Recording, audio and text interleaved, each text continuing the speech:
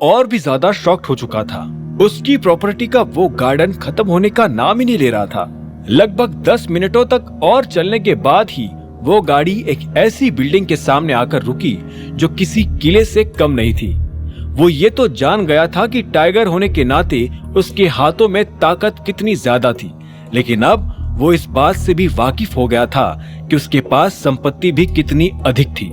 वो दोनों गाड़ी से उतरने ही वाले थे, लेकिन अभिनव ने अलायना को रोक लिया। नंदिता, अंदर क्या होने वाला है? हम मीटिंग में किसके बारे में बात करने वाले हैं? क्या आज सबको पता चल जाएगा कि मैं टाइगर हूं? हाँ, और अगर पता चलता भी है तो चलने दो ना अभिनव, आज नहीं तो कल पता तो चलना ही है, अलायना ने उसे समझाते हुए कहा। हालांकि अभिनव काफी नर्वस हो चुका था।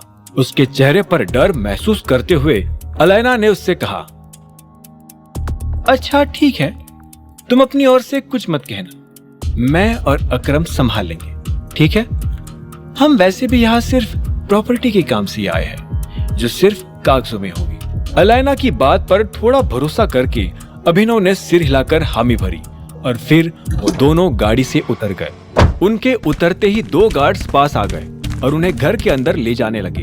वो एक लंबे गलियारे से घर के मेन हॉल की तरफ बढ़ते जा रहे थे।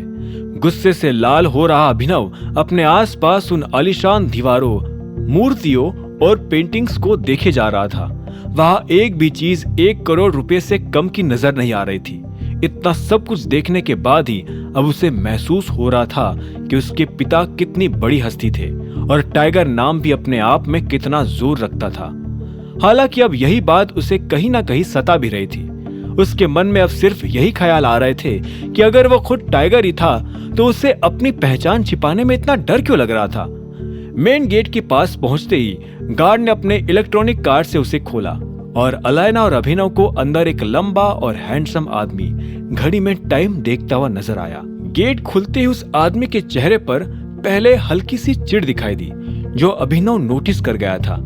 हालांकि वो उसे तुरंत ही एक नकली स्माइल में बदलकर अलायना के पास आने लगा। देर आए, बारात हो गए, कैसी हो मिस अलायना?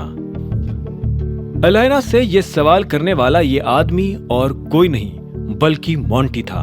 अभिनव उसे ऊपर से नीचे तक देख रहा था। वो दिखने में हट्टा कट्टा और लंबा चौड़ा था। मोंटी का चेहरा हूबहू उसके पिता से मिलता था। अभिनव उसकी तीखी आंखों में वही चालाकी देख पा रहा था जो उसने आखिरी बार राणा की आंखों में देखी थी। मैं ठीक हूँ, तुम अपनी बताओ, बड़े दिनों बाद दिखे हो मोंटी। अलायना ने भी ताना मारते हुए उसे पूछा।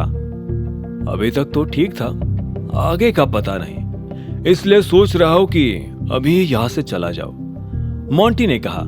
इतनी जल्दी क्या है मोंटी, पहले सब गढ़वाल को वापस तो दे दो, इतना लोड अपने सिर पर कैसे लिए घूमोगे? अलायना ने भी उसे चिढ़ाते हुए कहा। मोंटी की स्माइल ये सुनकर फीकी होने लगी थी। कितना आसान है ना सुनने में ये सब अलायना। गढ़वाल अचानक से वापस भी आ गया, किसी ने पूछा भी नहीं कि वो इतने सालों से कहाँ था।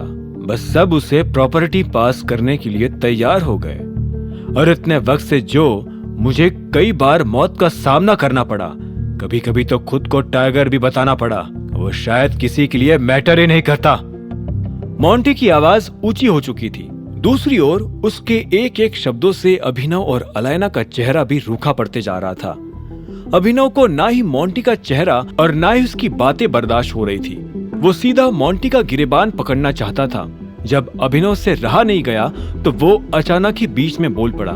तो कहो ना, तुम्हें चाहिए क्या? मोंटी ने अभिनव की आवाज सुनकर उसे ऊपर से नीचे तक देखा और फिर अपनी नजरें अलायना की ओर घुमा ली। वैसे ये है कौन? तुम इसे अपने साथ लेकर आई हो क्या? मेरा बिजनेस पार्टनर है अभिनव। अलायना अभिनव की आइडेंटिटी छिपाने के लिए कोई सरनेम सोच ही रही थी कि अचानक मोंटी बीच में बोल पड़ा। अभिनव? लेकिन तुम तो टाइगर को अपने साथ लेकर आने वाली थी ना? कहाँ है वो? फिर से दुम दबाकर भाग गया क्या, जैसे पहले भागा था? भगोड़ा। अभिनव गढ़वाल मैं ही हूं, द टाइगर। और टाइगर भगोड़ा नहीं है। अभिनव का इंट्रोडक्शन सुनते ही मोंटी एक पल के लिए अपनी जगह पर थम गया और फिर उसकी हंसी छूट गई।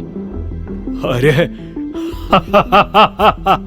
अरे अलायना, ड्रामा स्कूल से लाए हो क्या इसको?